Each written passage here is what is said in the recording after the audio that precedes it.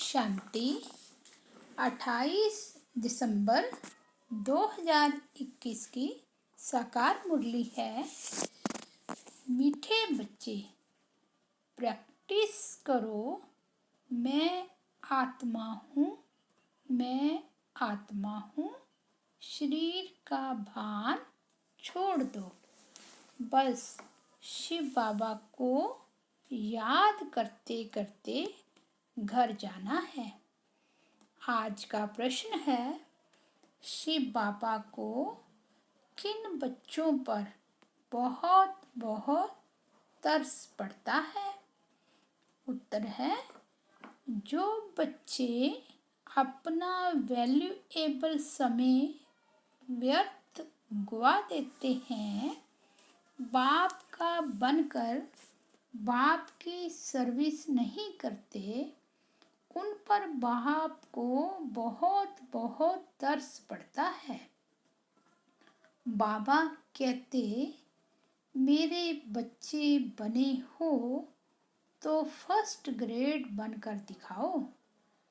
ज्ञान रतन जो मिलते हैं उनका दान करो। आज गीत बजा है, तकदीर जगाकर आई हूँ। ओम शांति। जैसे बाबा ज्ञान का सागर है, बच्चों को भी सृष्टि के आदि मध्य अंत का ज्ञान समझाते रहते हैं और चित्रों के ऊपर भी अच्छी तरह समझाते रहते हैं। बाबा का सीढ़ी के चित्र पर सारी रात विचार चल रहा था, क्योंकि यह है सबसे अच्छा चित्र समझने का और है भी भारतवासियों के लिए। शिव बाबा तो ज्ञान का सागर है। यह बाबा भी ज्ञान की उछाले देते रहते हैं। इसको कहा जाता है विचार सागर मंथन। तुम बच्चों का बहुत थोड़ा विचार सागर मंथन चलता है। कई बच्चों का तो विचार सागर मंथन चलता ही नहीं है। हर एक की बुद्धि चलनी चाहिए। सीढ़ी पर बहुत विचार चलते हैं, मूल वतन भी ऊपर में दिखाना पड़े। सीढ़ी तो है स्थूल वतन की, 84 जन्मों की। ज्ञान के बगैर यह चित्र कोई बना ना सके।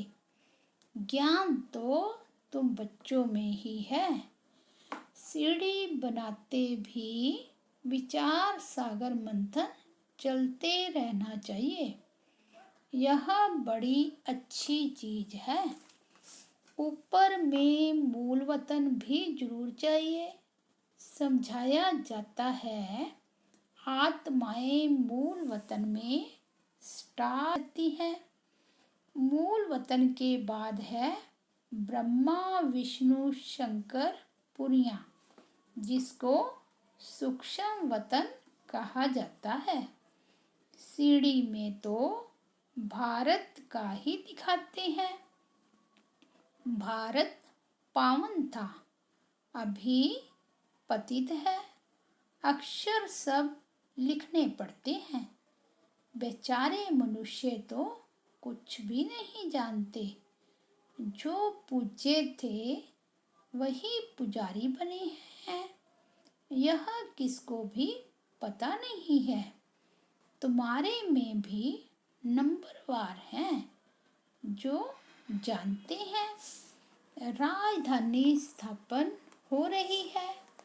कोई तो बहुत अच्छी रीति पुरुषार्थ करने लग पड़ते हैं। मैं आत्मा हूँ, शरीर को जैसे भूल जाते हैं और कुछ दिखाई नहीं पड़ता, क्योंकि समझाया जाता है कि तुम अपने को आत्मा समझो, शरीर का भान टूट जाए। कहते हैं ना, आप मुए मर गई दुनिया। शिव बाबा को याद करते करते अपने घर जाना है।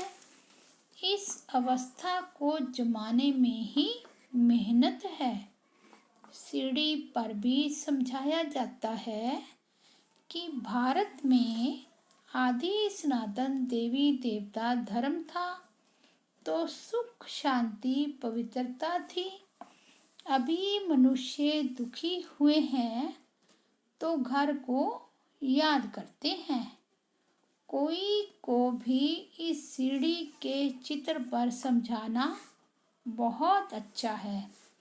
सीढ़ी के आगे जाकर बैठ जाएं तो भी बुद्धि में रहे। हम भारतवासियों ने 84 जन्म लिए हैं। 84 जन्म सिद्ध करने हैं। फिर इस हिसाब से समझाया जाता है, जो आधा कल्प के बाद आते हैं उनों के जरूर कम जन्म होंगे। सारा दिन बुद्धि में यह ज्ञान टपकता रहे। सतयुग त्रेता में संपूर्ण निर्विकारी पूज्य थे, फिर विकारी पुजारी बने। विकारी बनने के कारण ही अपने को हिंदू कहलाते रहते हैं। और कोई ने अपना नाम नहीं बदला है, हिंदुओं ने ही बदला है। अभी तुम बच्चों को यह ज्ञान मिलता है। ज्ञान सागर बाबा तुमको नया ज्ञान दे रहे हैं। सीढ़ी के चित्र पर बहुत बच्चों को ध्यान देना है। सिर्फ कोई चित्र के सामने आकर बैठ जाए तो भी बुद्धि में सब कुछ आ जाएगा। सारी रात बुद्धि चलती रहे। 84 का चक्र कैसे समझाया जाए? आधा कल्प है रावण राज्य। बाद में जो आने वाले हैं वह यह ज्ञान उठाएंगे ही नहीं। सतयुग त्रेता में आने वाले ही उठाएंगे। जिनको सतयुग त्रेता में आना ही नहीं है वह यह ज्ञान उठाएंगे भी नहीं। अभी तो भारत की कितनी संख्या है? सतयुग त्रेता में होता है एक बच्चा एक बच्ची। पिछाड़ी में थोड़ी गड़बड़ होती है, परंतु विकार की बात नहीं। रावण राज्य होता ही है द्वापर में, परंतु त्रेता में 2 कला कम हो जाने से कुछ ना कुछ प्योरिटी कम हो जाती है। रावण राज्य और राम राज्य को भी कोई समझते नहीं है। राजाई पद पाने वाले अच्छा पढ़ेंगे। शौक चाहिए कोई का कल्याण करने का, परंतु तकदीर में नहीं है तो तदबीर ही नहीं करते हैं। धारणा करते जाएं तो सर्विस पर भी बाबा भेज दें। जिनको सर्विस का शौक है वह तो दिन रात सर्विस करते हैं। सीढ़ी के राज को कोई समझ जाए तो खुशी का पारा चढ़ जाए। बाबा ज्ञान का सागर है। हम बच्चे नदियां हैं तो वह को दिखाना है। दिन प्रतिदिन वृद्धि होती जाएगी। राजाई तो स्थापन होनी ही है। सीढ़ी में भी दिखाया है सतयुग श्रेष्ठाचारी पावन भारत, वही अब पतित भ्रष्टाचारी दुर्गति को पाया हुआ भारत है। सब दुर्गति को पाए हुए हैं, तब तो बाबा आकर सद्गति करते हैं। इसमें भल कोई आत्मा अच्छी व बुरी भी होती है। रिलीजियस आदमी इतना पाप कर्म नहीं करते। वेश्याएं आदि बहुत पाप कर्म करती है। यह है वैशाल्य। सतयुग है शिवालय। उनकी स्थापना शिव बाबा करते हैं। उनको कृष्णपुरी भी कहते हैं, अर्थात कृष्णालय कहें, परंतु स्थापना तो शिव बाबा करते हैं ना। यह सीढ़ी का चित्र भी जरूरी है। इस पर तो बहुत ध्यान देना चाहिए। सीढ़ी को देखने से सारा 84 का चक्र बुद्धि में आ जाता है, परंतु अंदर बड़ा शुद्ध होना चाहिए।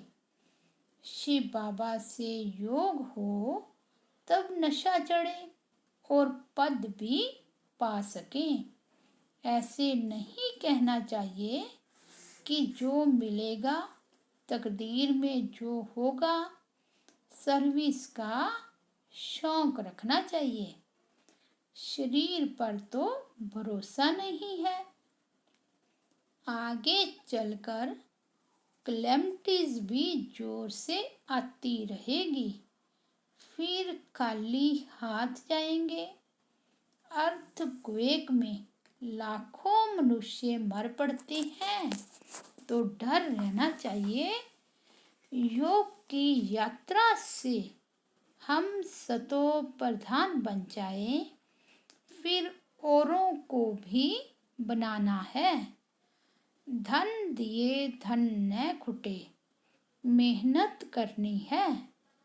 बाप तो समझाते रहते हैं, तुमको 21 जन्मों के लिए अपने पांव पर खड़ा रहना है। इसलिए अच्छी रीति पुरुषार्थ करते रहो। पुरुषार्थ का समय ही अभी है। दुनिया में किसको पता नहीं है कि 21 जन्मों के लिए राजाई कैसे मिलती है। तुम इस सीढ़ी पर बहुत अच्छी रीति समझा सकेंगे। 84 जन्म कैसे हैं? ऊपर में लिखा हुआ भी है।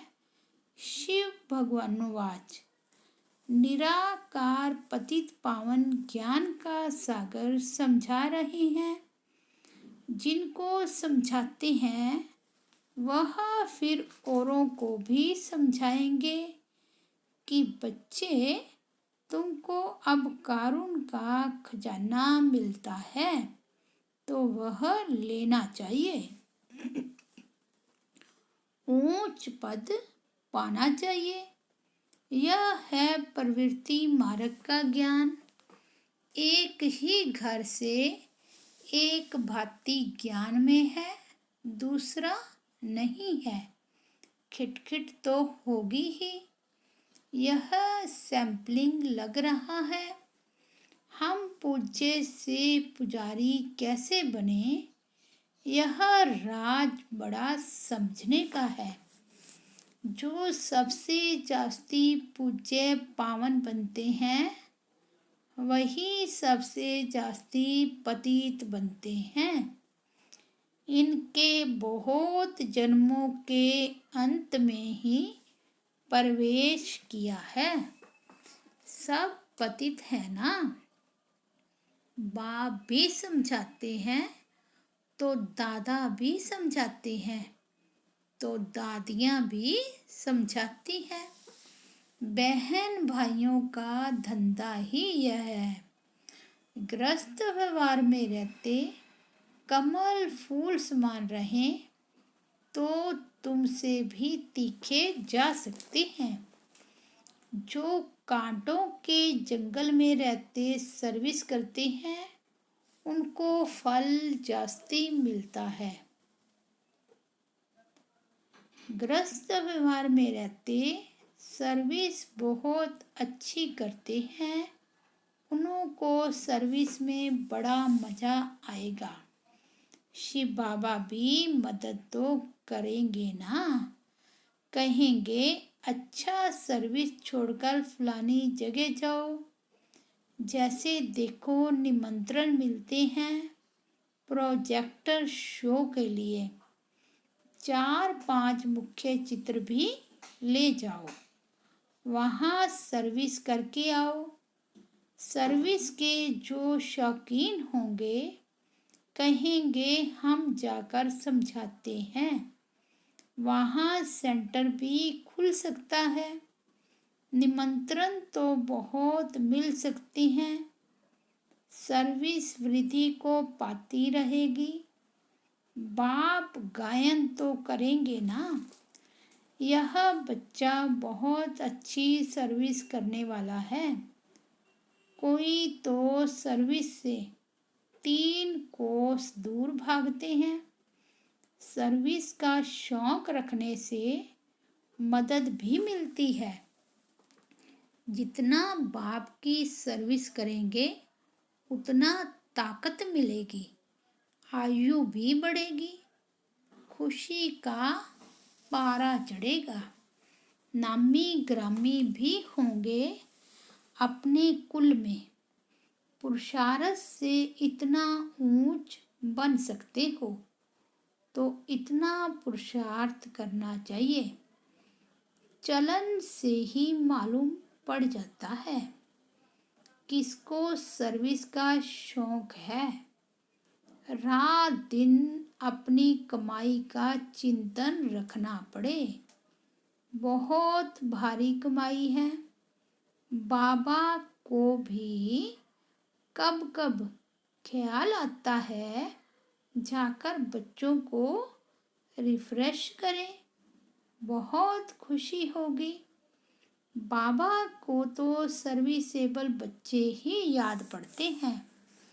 अमृत वेले विचार सागर मंथन का डांस अच्छा चलता है, जिसका जो धंधा उसी में लगे रहते हैं। सवेरे में विचार सागर मंथन चलता है। बच्चों को भी पहले तो मुरली अच्छी रीति धारण करनी पड़े, रिवाइज करें, तब फिर आकर मुरली चलाएं। आगे बाबा रात को 2 बजे उठकर लिखते थे, फिर सवेरे मम्मा मुरली पढ़कर फिर चलाती थी।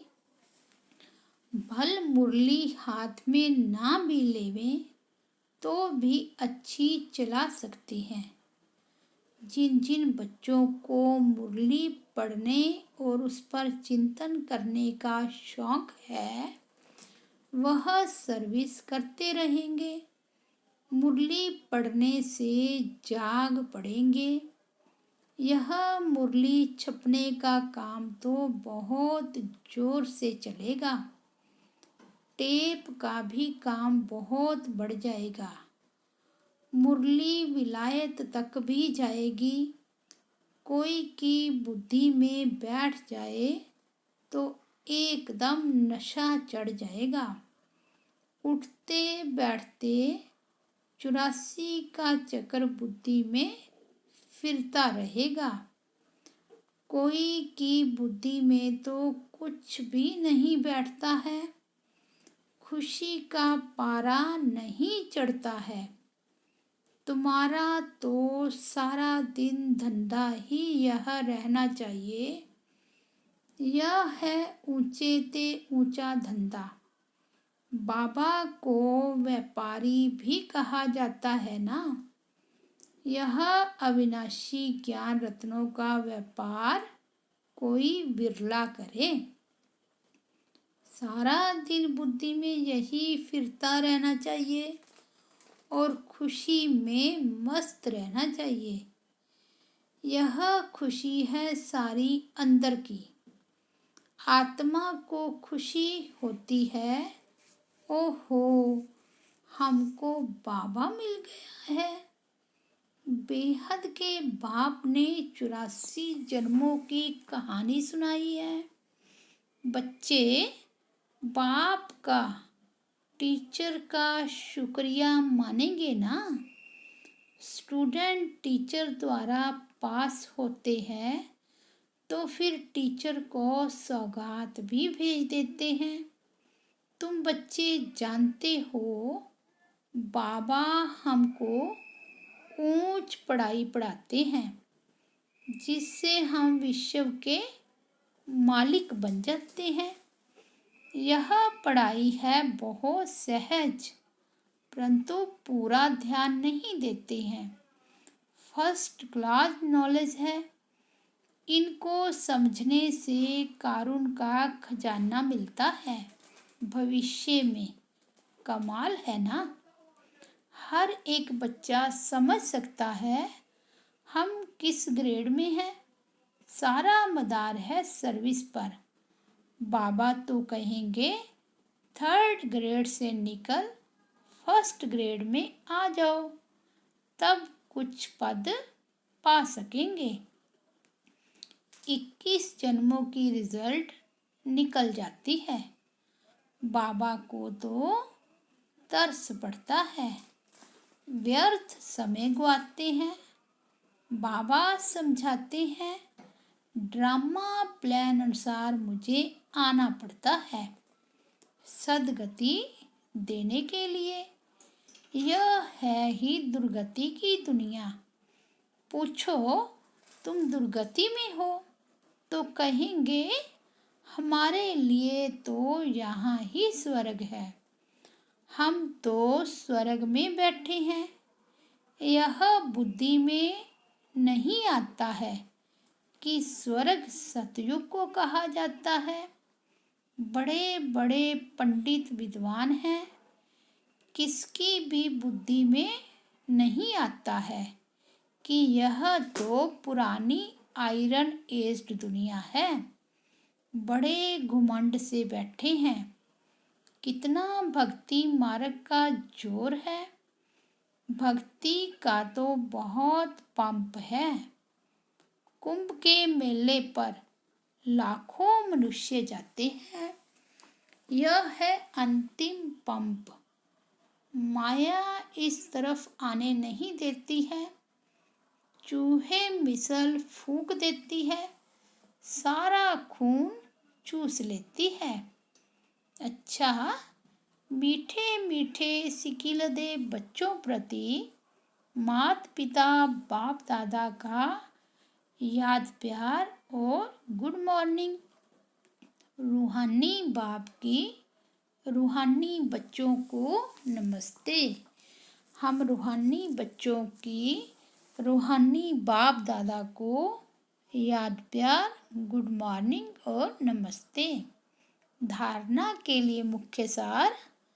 फर्स्ट पॉइंट, सवेरे सवेरे उठकर विचार सागर मंथन करना है। मुरली पढ़कर उस पर चिंतन करके धारणा करनी है। अविनाशी ज्ञान रत्नों का व्यापार करना है। सेकंड पॉइंट है सर्विस का बहुत बहुत शौक रखना है। शरीर पर कोई भरोसा नहीं, इसलिए 21 जन्मों की कमाई अभी ही जमा करनी है। आज का वरदान है साइलेंस की शक्ति द्वारा अपने रजिस्टर को साफ करने वाले लोकप्रिय प्रभु प्रिय भव।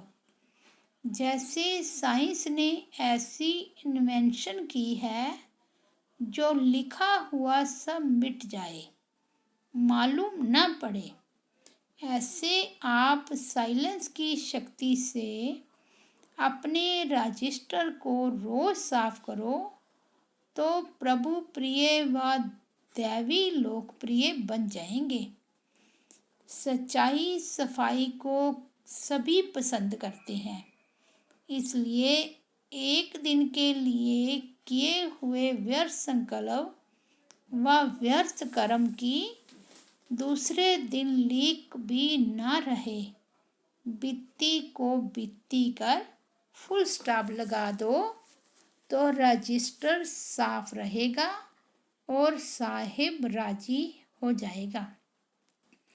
आज का स्लोगन है, व्यर्थ संकल्प करना व दूसरों के व्यर्थ संकल्प चलाने के निमित्त बनना, यह भी अपवित्रता है। अच्छा, ओम शांति।